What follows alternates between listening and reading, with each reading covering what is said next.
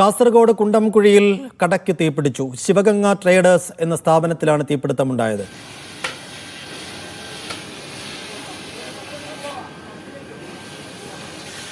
ഷഫീഖ് നസറുള്ള വിശദാംശങ്ങൾ നൽകും. ഷഫീഖ്, വലിയ തീപിടുത്തമാണോ? തീ ഇപ്പോൾ പൂർണ്ണമായും അണയ്ക്കാൻ കഴിഞ്ഞിട്ടുണ്ടോ?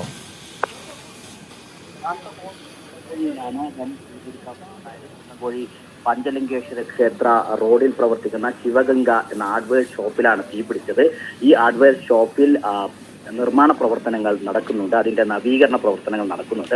അവിടെ വെൽഡിംഗ് ജോലിക്കിടെ വെൽഡിങ്ങിന്റെ തീപ്പൊരി പടർന്നാണ് തീ പിടിച്ചതെന്നാണ് പ്രാഥമിക നിഗമനം. ആ തീപ്പൊരി അവിടെ ടിന്നർ ഉണ്ടായിരുന്നു, ആ ടിന്നറിലേക്ക് പടർന്ന് തീ ആളിക്കത്തുകയാണ്. കട പൂർണ്ണമായും കത്തി നശിച്ചിട്ടുണ്ട്. ഇതിന് തൊട്ടടുത്തൊരു തട്ടുകടയുണ്ടായിരുന്നു, ആ തട്ടുകടയിലേക്ക് തീ പടർന്ന് തട്ടുകടയും പൂർണ്ണമായും കത്തി നശിച്ചു.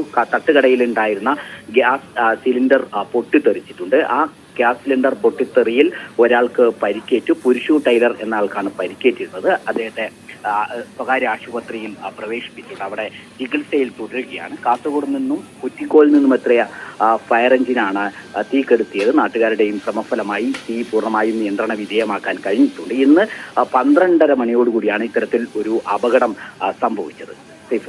ശരി ഷഫീഖ്.